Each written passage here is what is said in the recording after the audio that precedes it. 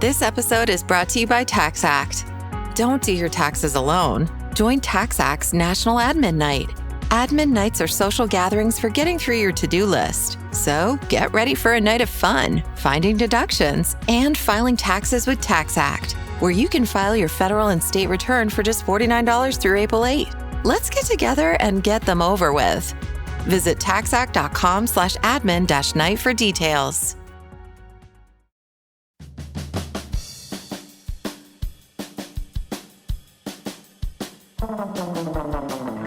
Welcome to The Secret Life of Cookies, where we try to solve the world's problems through the miracle of carbohydrates, one recipe at a time, with host Marissa Rothkopf and her dog, Bosco. Hello, everybody. Welcome to today's Secret Life of Cookies. My guest today is Chris Cotnoir, host of the Holistic Fitness and Wellness podcast, Hittin' 50. We had a great, very inspiring conversation about what it takes to stay motivated with fitness. And I dangle this should be no surprise to anyone, I dangle a big piece of healthy cake to motivate us to work out. I swear this cake is one of those cakes where you can eat it before a workout and it'll fill you with the protein and cakiness, also carbohydrates that will keep you going through your workout. And it's also a great thing to look forward to after your workout when you really want something like, I need a treat. Well, this cake is a terrific treat and is just packed with nutrition. So it's really good. Yeah, cake packed with nutrition. You heard me. It's possible, I swear. Anyway, I hope you enjoy the show. Just quickly, a bit of housekeeping. All the recipes for this podcast and the links can be found on my Substack newsletter at marissarothkopf.substack.com, including this week's delicious, did I mention it was delicious? Health cake recipe. Anyway, you can support me, and that I would be very grateful for that with a subscription to my Substack for $5 a month. Or if that's not possible yet, you can subscribe for free. And don't forget to join Deep State Radio as a member for special perks. Either way, I am grateful for your support. Hi, I'd like to welcome Marissa Rothkopf to the show. Marissa is the author of the Substack, The Secret Life of Cookies. She also hosts a podcast by the same name. She's a journalist and she's a food critic and also does a little teaching. So welcome to the podcast, Marissa. Thank you very much for having me, and welcome to the Secret Life of Cookies podcast at the same time. Marissa is going to ask me some questions for her show, and Marissa I asked to join to talk about an interesting recipe that she has, which is cake for breakfast, which sounds great to me. So why don't you talk a little bit about your concoction that is cake for breakfast? That doesn't sound very healthy. No, it doesn't, but that's only because you have a bad idea of what cake is.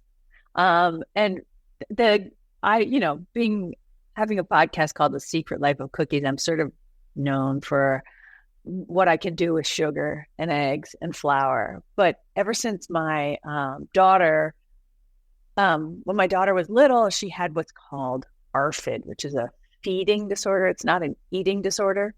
But it's meant that she had issues with textures, and she probably doesn't want me talking about this on air, but I think it's important for people to know about it. And she was very particular about what she ate, which meant she had a really limited diet. And just at about the same time, Jessica Seinfeld was coming out with her book, if you sneak beets or black beans into their brownies, they'll never know. And you know what? They do know. So I set out to improve the nutritional quality of the cookies that my daughter would eat, and do it in ways that she wouldn't notice, because if anyone was going to notice, Katie would. So I started using simple things like using whole wheat flour instead of white flour, and or just doing a mix of the both. Whole wheat flour. Sometimes you can take a recipe that has white flour in it, and you can just divide it equally between whole wheat flour and oat flour, and you get a really good, nutritious cookie, right? Because that means you're adding a lot of fiber to it, soluble fiber, which comes in whole wheat flour. And then I would toss in others. And then oats, of course, come with all their nutritional benefits. And when it's a flour, there's no textural issues. And you can get it already ground up, or you can grind up the stuff that you have in your pantry.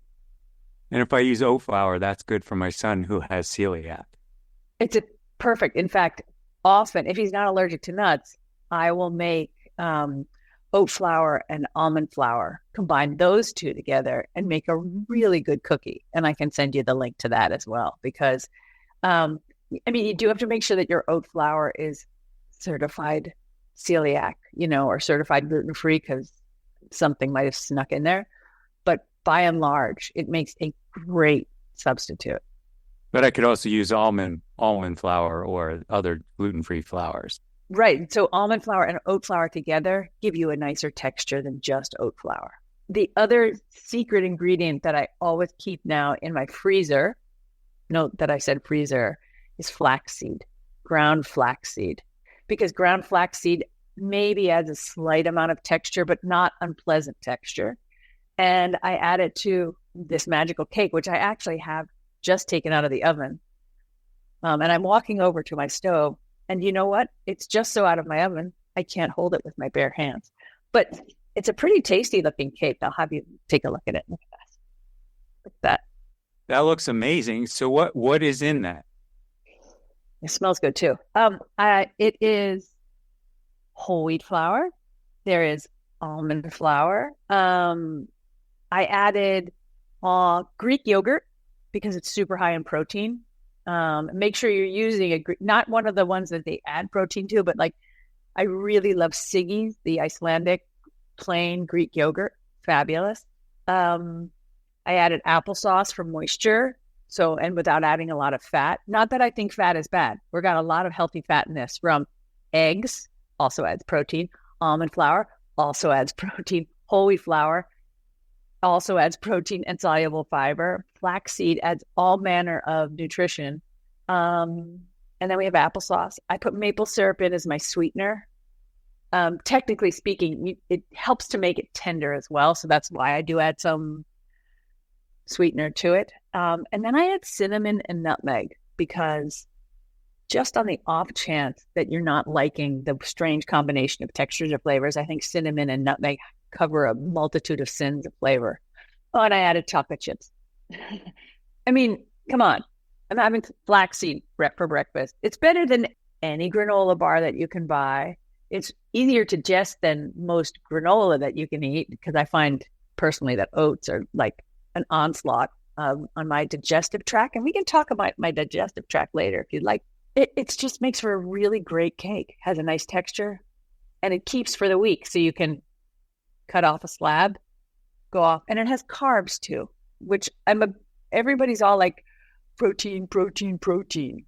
And protein is fabulous. But if you're going to be doing a serious workout, you need the carbohydrates, and you shouldn't starve yourself as well. So it's all about that.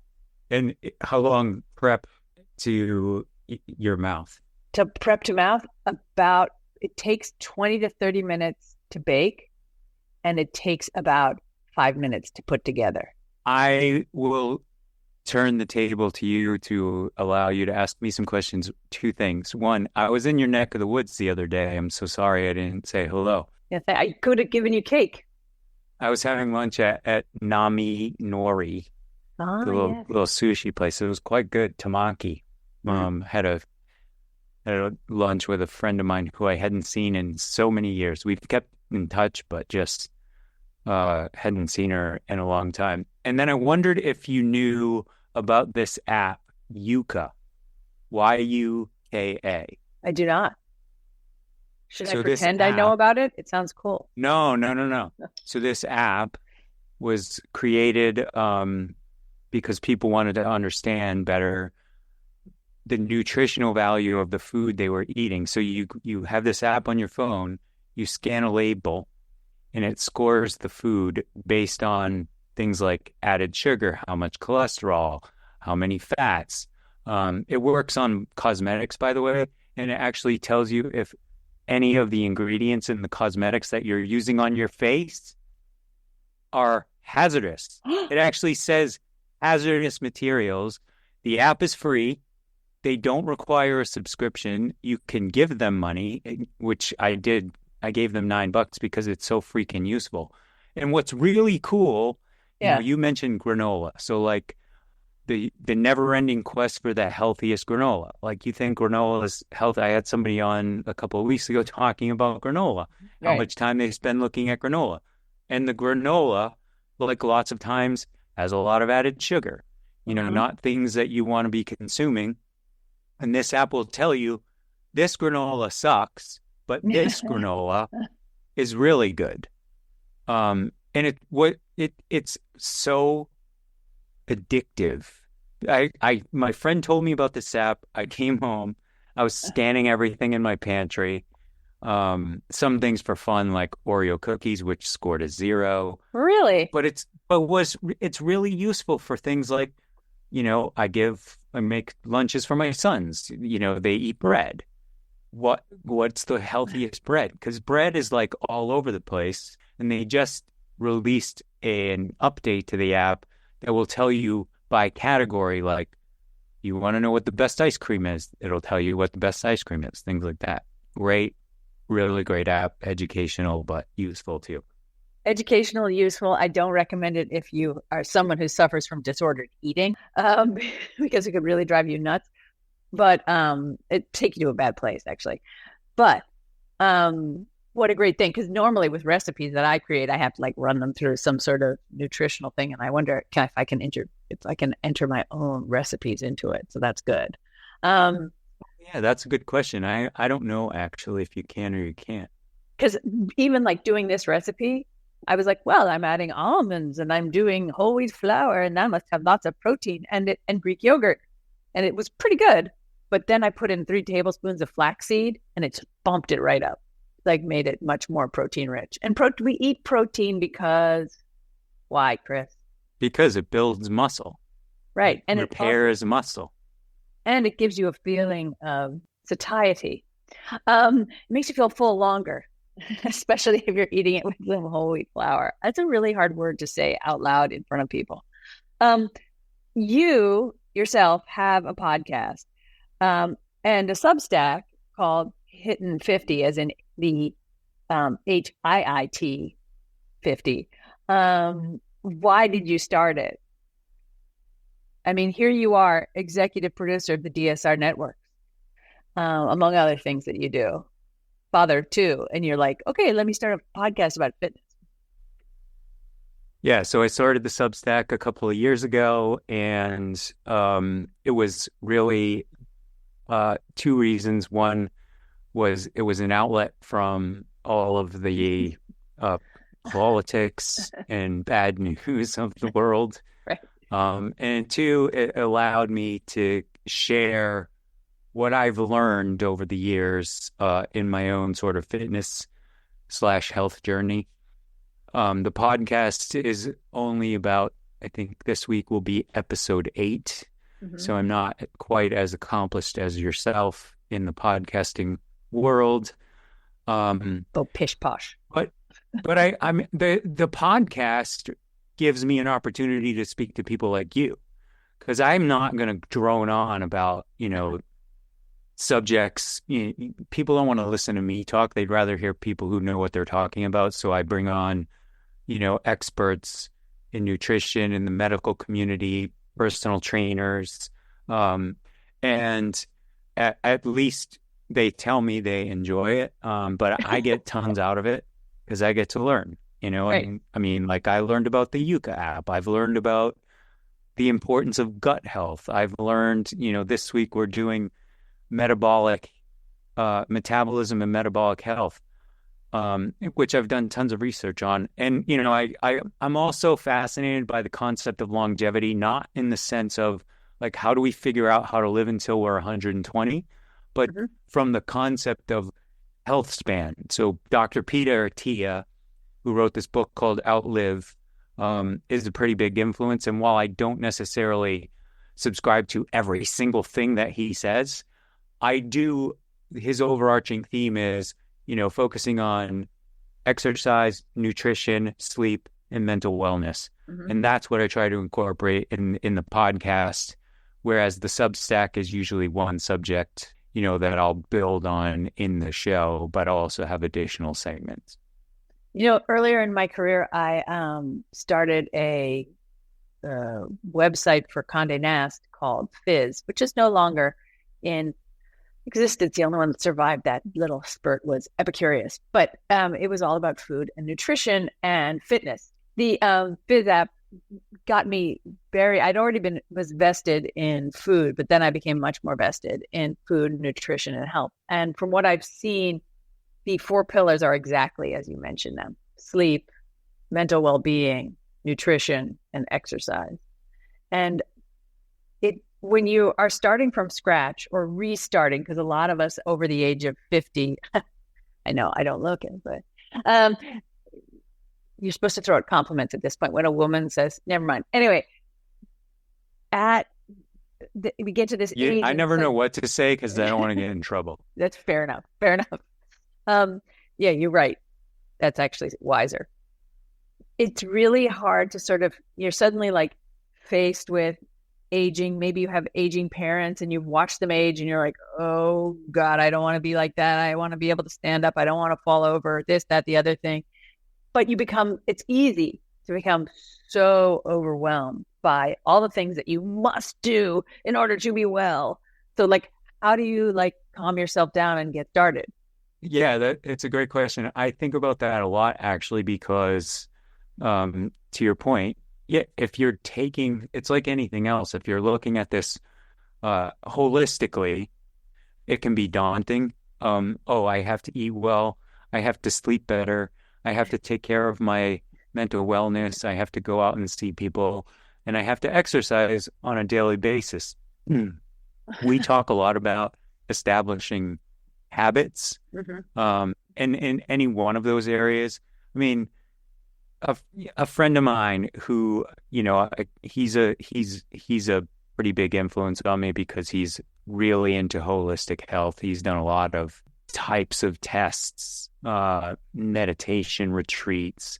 He really spends a lot of time exploring sort of the why and what's going on in his body, what kinds of foods can and can't he digest, things like that. And he's like, these things aren't hard. I mean, you have to exercise, you have to eat well, you have to sleep better, but something's blocking. And we always talk about establishing the habit. So if somebody's starting cold, let's talk exercise first. It doesn't take more than 5 minutes a day. It's literally just making the time, building it into your schedule. And again, I see that can be daunting, but it's 5 minutes. You can go for a walk for 5 minutes. You can probably not scroll through Netflix as much as you are. And with eating, you're already eating. It's just changing the way that you approach food. And again, I know it's not necessarily easy. The person that I usually have on who talks about nutrition says the same kinds of things. Start with, 1 good meal. Start with 2 good meals. Over time, your gut microbiome actually adapts to you eating healthier, craves those foods. Sleep is one of those things that is a little more complicated, I think, just because people know they need sleep. But I mean, I can talk about my own, sort of sleep journey. I slept really well for a period of time, and then I slept like crap. And the reason I slept like crap was because I was going to bed all over the place. Right. I was going to bed at midnight. I was going to bed at, 11:30. I was going to bed at 9. I stopped all of that. I go to bed when I go to bed. I go to bed between 9 and 10 every night. I wake up at 5 every morning. And, it took a lot of discipline to get to that point. Yep. I think where I fall down is probably on the mental wellness side. A lot of my work is done at home. And so I have to make an effort to get outside, to do the things, to meet with other people. mean, having conversations like this certainly helps. You cannot look at this holistically and think like, oh, I'm going to change everything tomorrow. It has to be an approach where you have to establish habits, and it takes time.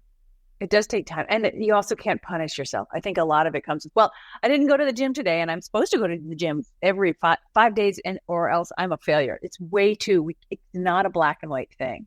It's way too easy. And, I've been listening a lot to a podcast by a doctor in England who looks into a lot of holistic health, a guy named Rangan Chatterjee. And he said, give yourself, he has a habit of doing 5 minutes of exercise in the morning while his coffee is brewing. And he approaches doing it like you and I approach brushing our teeth every day. You're not going to not brush your teeth, right? And it does the same amount of good for you as doing these 5 minutes of and he does easy things like push-ups against the countertop and all sorts of things that you can do in your kitchen while you're getting ready. And I'll put a link into that. You should interview him. Please do that. Yeah, no, that would be great. But he's 100% right. I mean, that's exactly what you need to do. Mm-hmm. You need to figure out, I spend, like you said, I have 2 kids. We have a podcast network. We produce 12 shows, a week, which turn out to be, 15 to 20 episodes. There's a lot going on, and then I do this podcast, and I do, my Substack, so I have got to be buttoned up in my time, and it's not, I prioritize it. That's the other key. You have to prioritize these things. You have to figure out why am I exercising? You can write it down. It just can't be I need to exercise more, because if you're thinking that way, you're not going to do it. You have to literally build it into your schedule. Mm-hmm. Do that every night. I look at my schedule, all my tasks, all my meetings, and where does exercise fit? Like today, could not do it in the morning. Right. So it's going to have to be tonight. And then you have to stick to it. But taking that 5 minutes is huge. It's a big step. Yep.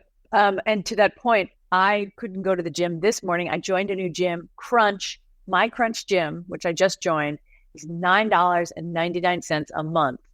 That is more, as they say on NPR, that's the price of 3 cups of coffee, or 2 if you get the venti. You know what I'm saying? And it's an incredible community of people. They're all working out, all different body types. It's not all just people with incredible abs, which I will never have. But I also want to point out that I put on my gym clothes. I'm showing you my pink or raspberry leggings because I'm going to go to the gym, and this is my way of making sure that I do it. Because otherwise they're kind of, they're not that comfortable.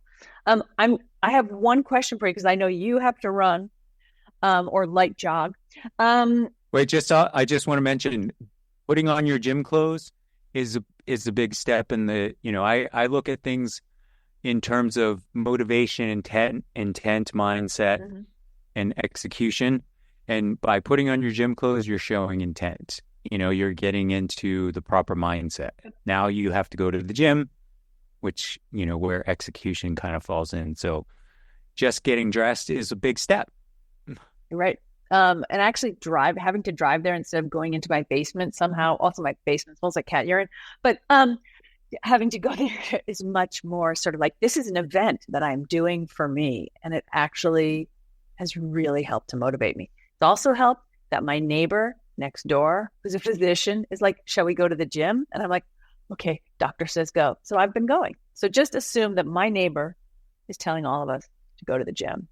I have one question for you that brings us all back to politics before you have to go off into the morning.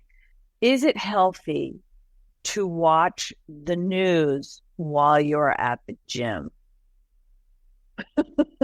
I get to the gym and it's Fox News, CNN, all of it right in front of me in a row of televisions. Is that healthy for me? I personally do not watch TV at the gym. I listen to music and follow. I've made no secret that I am I think it depends on the person. If you can, work out and, digest the news without getting stressed over it, it's probably fine. If it's something that's stressing you out, yeah, I would not recommend watching the news while you're working out. It's, they're probably canceling each other out if that's how you're reacting. I think my brother Paul runs at the gym to the news because it spurs him on, because he's gonna fight all the badness. I hope I'm not speaking out of turn for you, Paul. And I don't watch because it spikes my blood pressure, and I don't want to do that. Yeah, exactly. Nor do I. But I'm focused on, what I'm doing. To your point earlier about this is time for yourself. I mean, it's time for myself. For me, it's listening to music or listening to an instructor tell me what to do next. That's more what I'm focused on, versus, thinking about work or any work-related activities or what's going on in the world. Like, exercise is my time to decompress and to get it all out of my head. And then I come back to it and I feel much better, and all of the things and all of the benefits that exercise provides, which I get, if you're, you brought up running. If we're talking about running, guess what? If you're starting out as a new runner, or if you've been running for years, your body's going from rest to zone 4, in terms of your heart rate, if you're training, for pace or whatever, quickly. It has to adapt. It sucks. My body has to adapt, for the first half mile. It doesn't feel, it's not like I have this running. It's not like when you lace up your shoes, you get this runner's high. You get the runner's high from, you settle in, you listen to the music, you got to control your breathing. You got to do all of these things. It's a discipline, and you got to get over the hump. Rowing in my youth was something that taught me a lot about that, because the first 3 minutes, my coach would say, are the most painful, right? And once you've done that, you're going to settle into a rhythm. And when I have trouble, getting through something, I do 2 things where I'm like, I need to stop. I want to stop right now. I need 5 donuts, that sort of response. I'm like, no, what I need to do is listen to some really loud music and also focus on my breathing. And just listen to yourself breathe, and a minute will pass. It's absolutely, I promise you, that is my secret to it all. And for beginners, which is more like myself rather than you, who are like an Ironman, I use the Couch to 5K app, which I would like to sponsor my podcast. But I use the Couch to 5K app because it does interval training of running and walking and running and walking. And it starts you off slow, and it's a nice voice. It says, start running, start walking. And she sits with me in my ear, and we've started a lot together. I promise this time, though, I'm going to get to 5K. That's my goal. Because I hate running. I love weightlifting. I love all the things. But the whole jog shuffling, but I'm getting to love it more and more because of that high. Yeah, not everyone has to like running. I mean, it's also finding what you like to do, and you're more likely to stick with an exercise program if you're doing something that you actually enjoy. Okay, I'm going to go eat this cake. All right, that sounds great. Well, thanks for joining my podcast. And thanks for joining my podcast this week. It's been great. Hopefully we can chat soon. Thank you for listening. And you can find me at marissarothkopf.substack.com or Marissa Rothkopf Eats on our friend Instagram. And if you're hanging around, threads these days, I don't know, are you? Please give a follow at marissarothkopf.eats. No, don't follow me there. Follow me at Marissa Rothkopf Eats. It's all the same. I don't know why I can't keep them straight. Maybe it's because there are just way too many social media platforms. What do you think? Anyway, have a great week and a happy Mother's Day to all of those who celebrate.